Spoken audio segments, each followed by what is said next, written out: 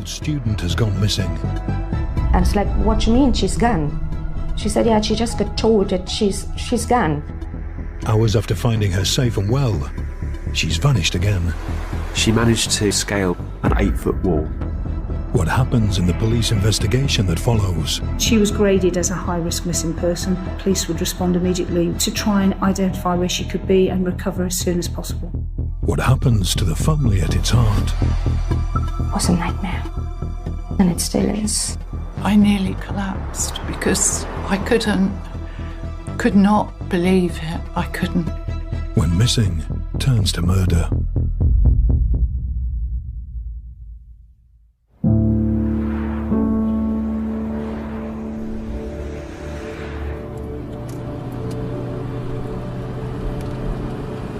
I was on my own from the beginning, so it was very hard.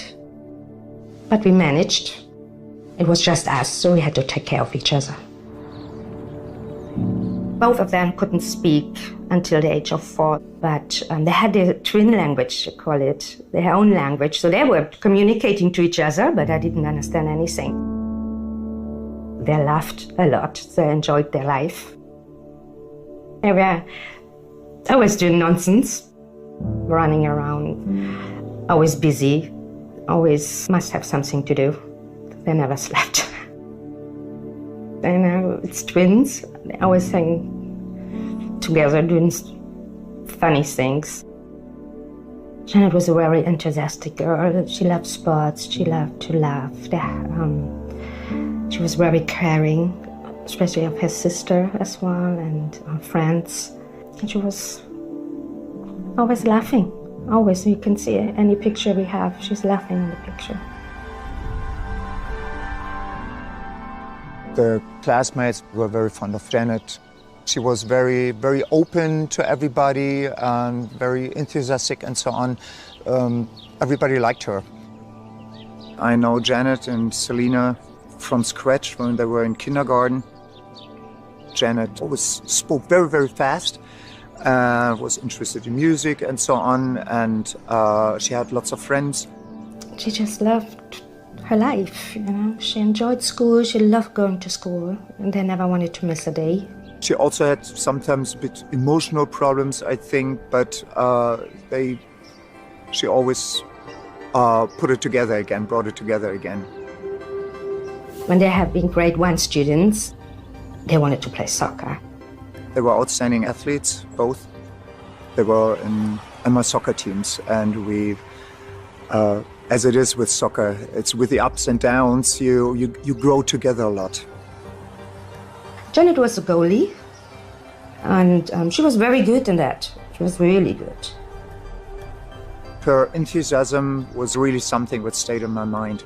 Super enthusiastic, yeah. She was always, her eyes were shining and she was smiling so much and laughing. As soon as someone else from outside picked on one of the sisters, the other one jumped in and helped her immediately. Yeah. I have a twin brother as well, so in some way I know how it is. Even when they were older, they had this kind of same friends, so they went together out with their friends, and actually was never separated, really. Like I said, they've been very close. They did everything together, everything. The first time they got separated was when they went to the UK for university, so at the age of 18. Both of them were very excited going to UK.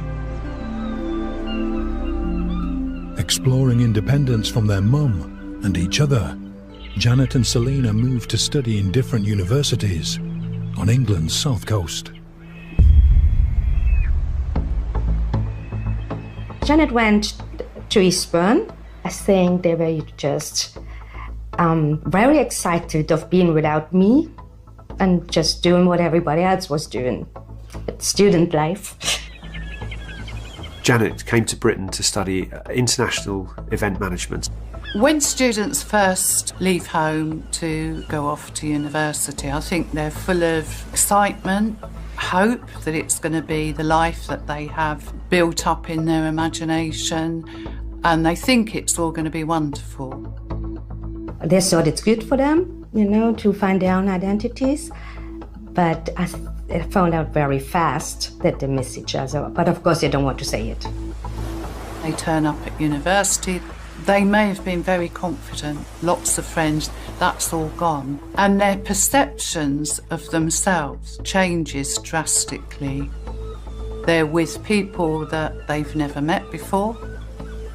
And they have to start to build relationships again, as well as get to grips with whatever course they're on, handle their finances, handle homesickness. One of the challenges that students do face is that they feel they need to conform. When I sent them off, I told her no drugs, no alcohol, be a good girl, study hard, focus. When they came back in between, I asked them, how is it? And they said, man, they drink so much. They drink at their party so much. I know that they enjoyed being there. At that stage, I didn't know they were going to partying. If I would have known, they would have come back. Because you don't want your children doing any nonsense, but it belongs to life. I mean, we all have done it, if you're honest about it. You don't want this for your own children. You always want to save them and protect them from everything. It's a part of life. Other students really liked Janet. They liked her very much. They said she was great fun, always laughing. But they did say that she kept herself to herself. So socially, they didn't really know that much about what she did outside of university. Janet continues through university and is approaching her third-year final exams when warning bells start to ring. I didn't realize that something was going on until a point Janet called me one day and said that she's afraid that somebody follows her.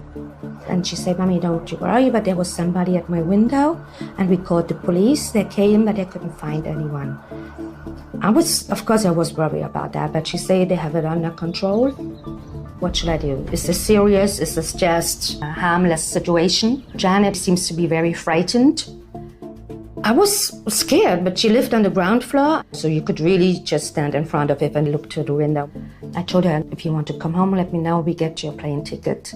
And she said, no, Mommy, I have to study, we have exams soon. And, she was close to the end of her university years. You think it's, okay, somebody looked through the window, maybe it's okay. You don't think that things can go so wrong. I don't know if this has something to do with what happened later.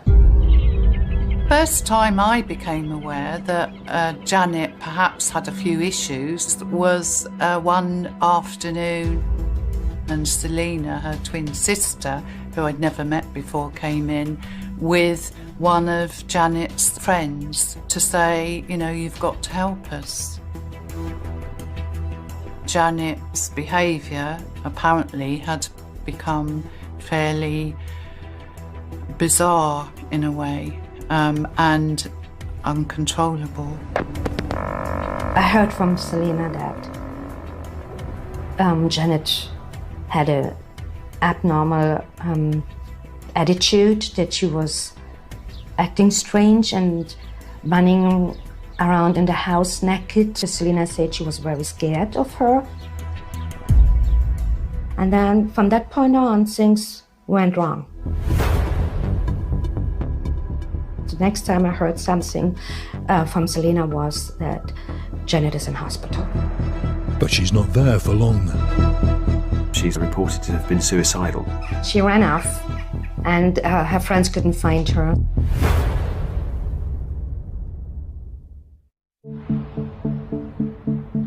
Janet Muller's erratic behaviour seems to suggest she's having mental health issues. Her twin sister Selina is keeping their mother, who lives in Berlin, updated. What's wrong? Was she taking drugs? Was she on alcohol? What is going on there? You worried, and then I was waiting to hear from Selina.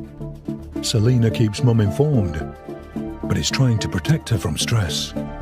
I had a stroke just 1.5 years before, So, and they didn't want me to worry too much. So that's why I guess Selena decided to take step by step. The university welfare team keeps an eye on the situation. I suggested to Selena that she should ring her mother again.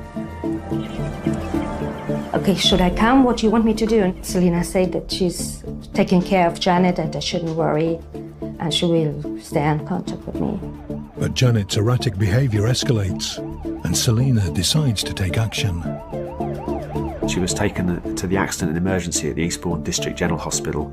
They had to wait very long for someone to look at her, and she ran off. And her friends couldn't find her, so they called the police.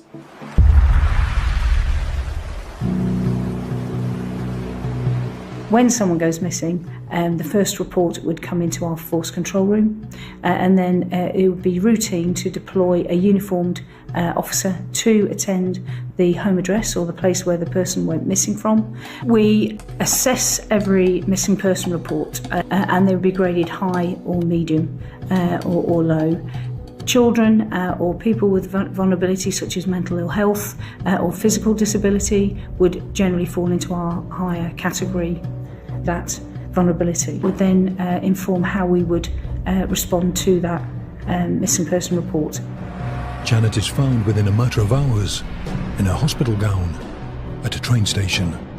She's taken to a mental health hospital. She was admitted to the Millview Hospital on the 3rd of March. She was there on her free will. When the hospital called me to let me know about this and that I shouldn't worry, Janet is fine, they just do some testing. Janet was taken to Millview Hospital as a place of safety.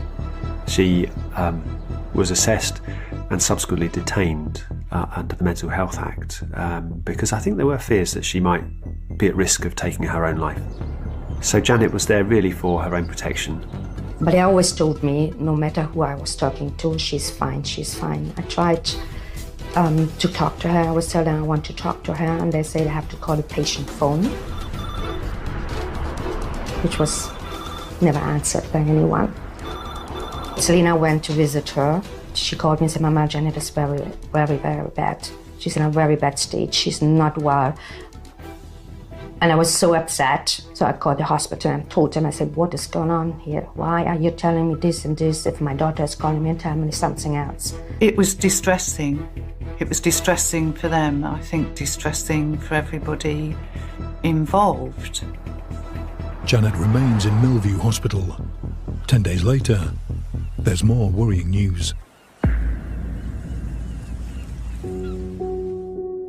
On the 12th of March in the morning, Janet went missing.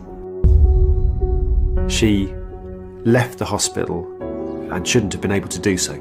She's reported to have been suicidal. She headed out of Brighton to the north to a local beauty spot called the Devil's Dyke. It's in the countryside. To get there, if she was on foot, and I'm fairly sure she was, she will have walked for at least an hour. Janet was found later that morning through concerned reports by members of the public and returned to the hospital. She should not have been able to leave. She was actually at that point supposed to be in a place of safety that was secure, so she couldn't just walk out. And she should have been under close observation. Mental health hospitals shouldn't be prisons, but equally, they are trying to be secure. Janet remained there until late evening and had become increasingly agitated and decided to leave again through an insecurity within the hospital. Janet was supposed to be placed under close observation, and yet she managed to go missing from the hospital again later the same day, very late at night. I understand it was a while really before her disappearance had been noticed.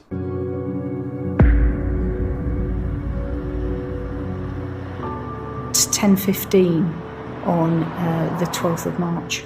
The member of staff saw that she was not in her room. They realised that she'd left. She was immediately reported as missing, and that resulted in an assessment. And she was graded as a high-risk missing person due to her vulnerabilities and mental health. That police would respond immediately with physical searches of the streets, contacting family, friends, associates, places she may have visited, to try and identify where she could be and recover as soon as possible. And then things happens fast. Selina called me and said, Mama, Janet is missing. She's gone. And it's like, what do you mean she's gone? She said, yeah, she just told that she's gone. Through questioning of the staff, we understood that she exited through a fire exit. She managed to leave through the garden, where she would have had to have scaled an 8-foot wall. The hospital said, yes, she's gone. But I shouldn't worry. The police knows and they will look for her. And I just shouted at them. I said, why haven't you called me? Where is she? What happened? And they just, tried to calm me down, telling me everything is okay. I shouldn't worry. The police will look for her. Having suffered a mental health crisis, she was very vulnerable. And having psychotic episodes, as described by the staff, put her at more risk than someone who had capacity to make decisions. The concern is her exposure to serious harm. I couldn't understand what was going on, and I was worried. Selina asked them to call me to tell me, but he didn't. Janet was reported to have left the hospital with thin clothing, a long-sleeve jacket, and a short skirt just above the knee, exposing the legs. So it was not really the appropriate clothing that you would wear for that time of year, which again heightened our concern.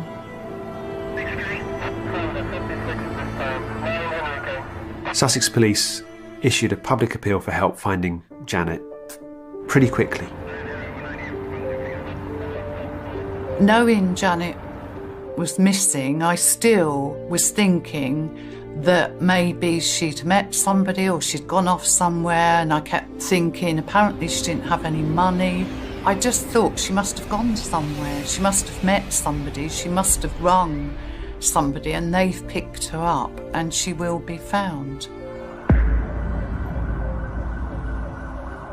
It's likely that she was in a disorientated state as she had taken a medication earlier on, which could have possibly taken effect. She had no access to funds. We know then from the inquiries that we later carry out is that she is on foot in the Portslade area, and at around 10:30 she's seen to be walking past the railway station at Portslade. She was seen on a CCTV camera emerging from the subway. She seemed to be on a mission, but maybe that was just to get away from somewhere she didn't want to be. Perhaps it was heading somewhere she did want to be. We don't know. At around 23:48 hours that evening, a local taxi driver saw a person of similar description to Janet in the Trafalgar Road area. 23 minutes past midnight, Janet was seen walking southbound on Boundary Road in Portslade, and that was captured on CCTV footage.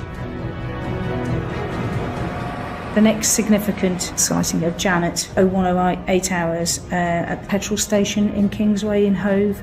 At this time, Miss Muller requested a soft drink and she was served that. The assistant did ask if she was okay, but she said she was fine, and he left it as that and didn't think any more. She was on her own at that time as well, so there was no suggestion that she'd met up with anybody. At 1:13 hours on the morning of the 13th, we have CCTV footage that captures Janet crossing the road and approach a vehicle. Someone was in it, but it's unclear from the footage as to whose vehicle that is. She leans towards that vehicle, and then she's seen to walk away from that vehicle towards Seafield Road. And then that was the last sighting that we had. Then there is a gap of a number of hours. The concern is that Janet in that situation was on her own, quite late at night, walking in a disorientated state and unclear as to what her intentions were. So my concern was very much that we needed to find Janet as soon as possible. The search for Janet Muller intensifies. A local resident had noticed smoke and then a male walking away from that vehicle. Could this be the breakthrough the police most desperately need? It was very clear it was a suspicious incident. You're paralyzed. I was just screaming. It's like, what are you telling me?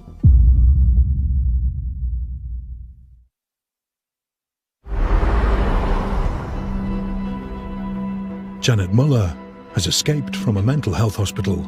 She was reported missing 3 hours ago. In a place like Brighton and Hove, where there are so many security cameras, it seems surprising that there was so little for the police to go on. Still in Germany, Mum Ramona is at her wit's end. I was very confused. I couldn't understand. And at that point, you don't think anymore. You know, you can't bring your thoughts together. You just try to organize things. You just try to find out what is my next step. What will I do? So I booked a flight. It's 12 hours since Janet was last seen. 20 miles away, police get a call. A vehicle had been found in a track just off Rusper Road near Crawley. It was a private track. Someone nearby saw a burning car. A local resident had noticed smoke and then a male walking away from that vehicle. So the resident contacted the police and the fire service, who attended very quickly. It was very clear it was a suspicious incident because the body of a deceased person was seen in the boot, a young female. Her arm was sticking out of the boot of the car, and her body was difficult to identify. And the female was found partially burnt. It was unclear who that person was. We had no information that enabled us to identify her at that time in the first hours of the investigation. I went over there. At the airport in Gatwick, I called Selina and I said, Selina, where are you? I'm in Gatwick. So she didn't know I'm coming. She said she's in Eastbourne, so I'd say, okay, I'm taking a train, I'm coming to Eastbourne. I became aware of that there was an outstanding missing person report and that it was a young female student. There was slight similarity from the person we found in the boot to the missing person report. And actually, it could be Janet, but we needed to confirm that.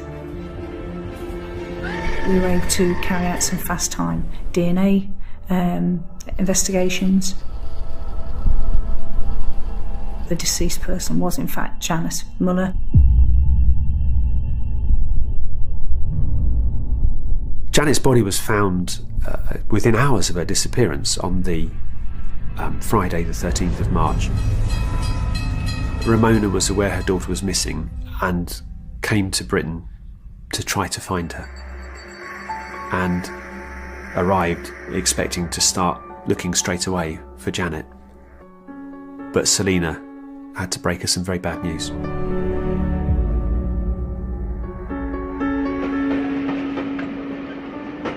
At the train station, Selina came to me and was crying, and I just looked at her and I said, Selina, don't worry, we will find her.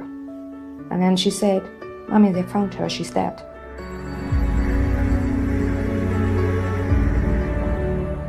I didn't know. I came to the UK and didn't know that she's dead. And Selina had to tell me. And I just started screaming. You're paralyzed. I was just screaming. It's like, what are you telling me? I couldn't believe it. I really can't tell you that, you know? It was just like, what is going on here?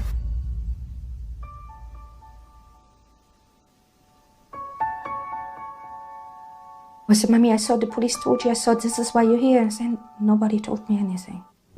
I'm here because I thought it's time for me to take care of the situation, to relieve you from that responsibility. Still reeling from the shock of this horrific news, Mum Ramona soon learns this is more than a tragic accident. I just knew that she's dead, but it never crossed my mind that she got killed. And then they told me what happened, how they have found her. The devastation was overwhelming for them both. Confusion. It was important, myself and my team gave them confidence.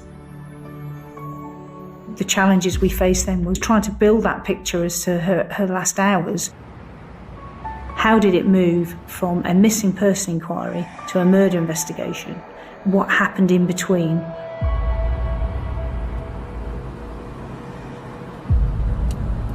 It was unclear how Janet had ended up in that vehicle and what relationship Janet had with the driver. And we had our scenes of crime team working on the vehicle to ensure that we recovered Janet's body without disturbing too much evidence. The pathologist will want to attend such a scene because of the unusual circumstances. We'd need probably a fire investigator to attend. They would look at, actually, is there a deliberate fire here? It was clear that this was not self-initiated. During the hours that she went missing, she'd received an injury to her head through blunt force trauma that would have rendered Janet unconscious or at least stunned. And we know that she was in the boot of that car in an unconscious state, but had inhaled fumes that subsequently caused her death. The investigation focused on Janet's movements, the movements of the vehicle, and identifying the driver and their movements. The police are trying to piece together the movements of the car in which Janet was found, where it's been. They're trying to find security camera footage of Janet and her movements after leaving Millview Hospital in Hove, and work out how she went from Hove to Crawley. Inquiries commenced with the hiring company. We know that that vehicle was hired on the 11th of March by a female in London. She was spoken to and she gave an account and said that that vehicle had never been in her possession. She was shown as the only driver for that vehicle, but CCTV footage at the hire office showed the boyfriend of that girl drove the vehicle away, who we later identified as Christopher Jeffrey Shaw. He had possession of that vehicle up until the 13th, when that car was set on fire. The hunt is on for Christopher Jeffrey Shaw. It was imperative that we located him as soon as possible because we were concerned about the risk he posed to the wider public. And news spreads of what's happened to Janet. I nearly collapsed because I could not believe it. I couldn't.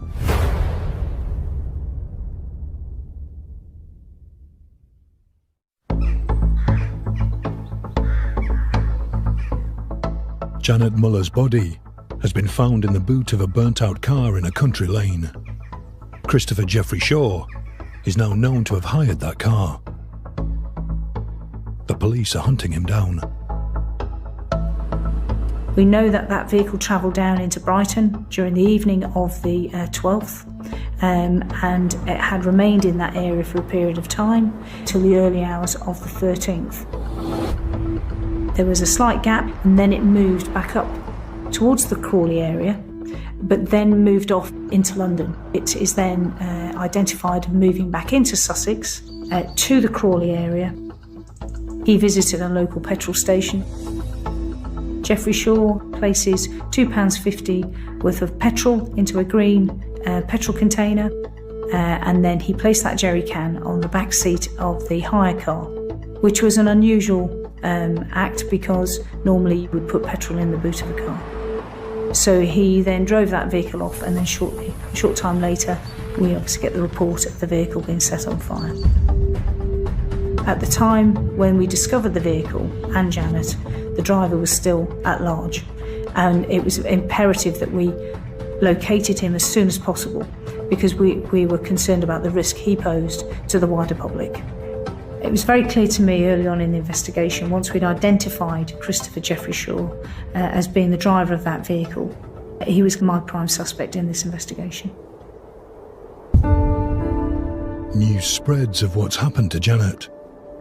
I first found out when the police telephoned to say that one of our students had been murdered. I asked who it was, and they said it was Janet. And I'm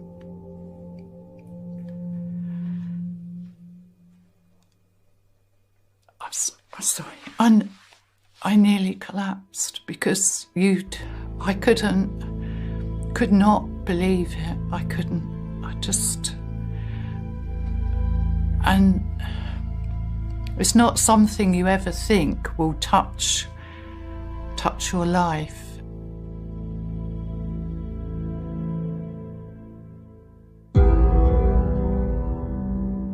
The police have their prime suspect and are on the hunt for Christopher Jeffrey Shaw. We then mapped his movements using CCTV and other evidence to locate him visiting the Gatwick railway station and catching a train back up into London. We needed to understand, whilst we were looking for Jeffrey Shaw, who he was. So we spoke to his friends, his family, his girlfriend at the time, and the picture built around a man who was not going very far in life, potentially involved in drug supply, potentially drawing him to the south coast to supply drugs in that area. He was described as a Walter Mitty type character, that he would embellish, tell lies constantly, and make stories up.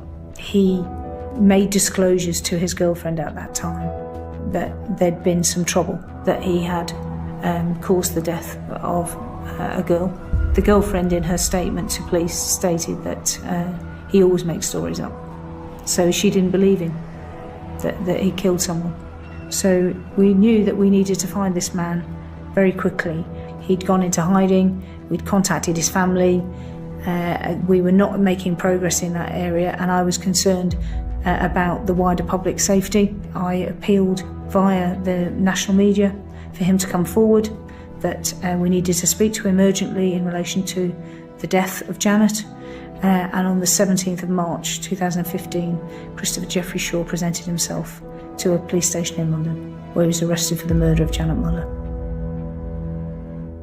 When Christopher Jeffrey Shaw was arrested, I wouldn't call him a cooperative suspect. He didn't want to comment. It was clear he didn't want to talk to us, so we had to map his movements and understand why he would do what he did. The police keep Janet's family informed of developments in their investigation. The family were incredibly supportive of the police investigation. When I met with Ramona and Selena and explained the circumstances and how Janet was in that car and the gaps, I had to be honest and said, there are gaps here. I don't know how Janet got into that vehicle, why she got into that vehicle, and how she knew Christopher Jeffrey Shaw. It was a nightmare. And it still is, knowing that she had a lot of head injuries and she got burned alive, still breathing.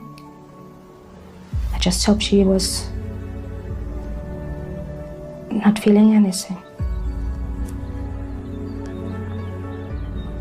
I don't know what happens in the 12 hours with him. You know, we're missing that time from I think it was 1:15 in the morning, the last time she was seen. until she died the next day at 2 o'clock in the afternoon. I don't know what happened.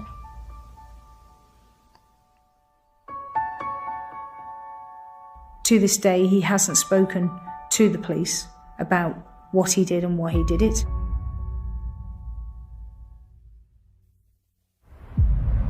I was with the family of Janet at the trial. That must have been quite shocking for her family to see the man responsible for their daughter's murder. Our family liaison officers, Amanda and Claire from the Sussex police, next to me, they took me everywhere because I've asked them that I want to see him. And they took me to the court. It was the first time when I saw him. Geoffrey Shaw went on trial at Guildford Crown Court, where he faced 2 charges, murder and manslaughter. I felt very strongly that the evidence would convict him for murder. However, accepting that potentially with the account he gave so late on that he could have given on day 1 of his arrest, he chose to wait many, many months, changing his story. He presented a defence statement that suggested that the vehicle left his possession for a period of time, claiming that 2 males, Steve and Mickey, had required him to get the vehicle.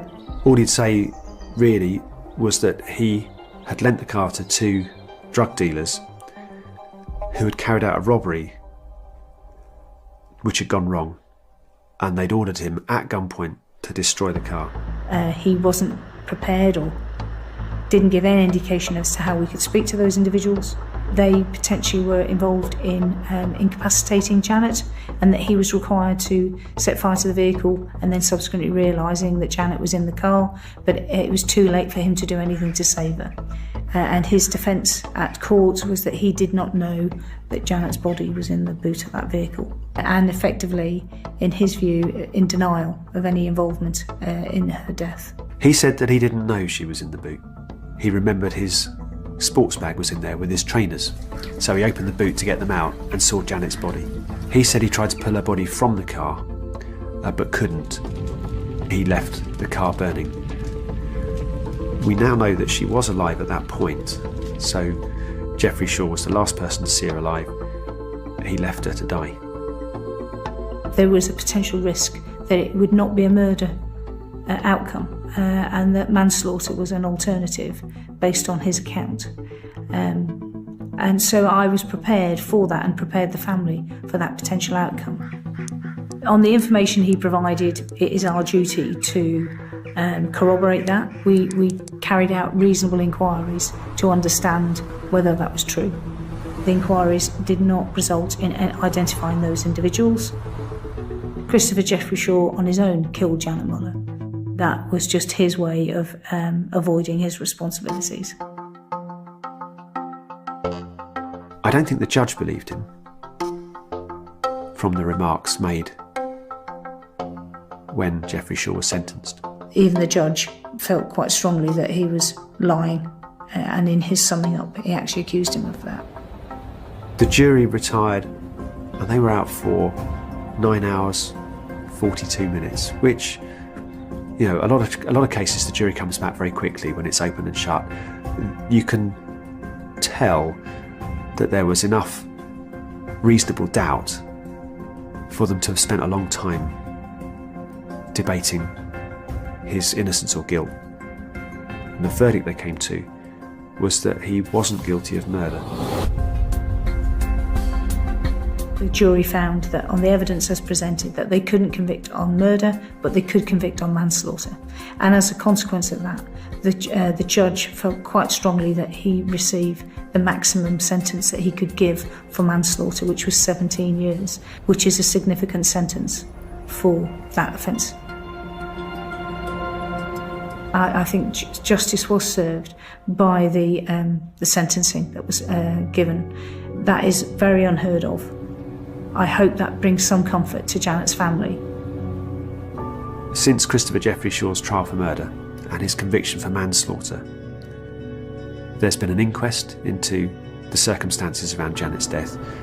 The court case in the Crown Court, the inquest in the Coroner's Court, both raised a great many questions, I think, about the way Janet was cared for while she was in Millview Hospital. The family brought a civil action against the NHS Trust that runs Millview Hospital, and that case, as far as I understand, was settled. The Trust issued a very public apology. Measures have been taken since then to make sure that when somebody is kept there, it is much more secure if they're being detained there for their own safety. I still can't believe she's there. Janet's mum Ramona and her twin sister Selina continue to learn about their grief. You expect a person to react in certain ways and things like this happen. And I realized we didn't accept what happened. There was times of crying, screaming, changing all the time from one minute to the next. I remember when we flew home, Selina, she was crying the whole flight, saying that she's leaving Janet behind because we have to go home without her. It says when love would find a way to heaven and memories would be steps, we would climb up and bring you back. I'm going to bed every night, hearing her screaming for mommy before she died.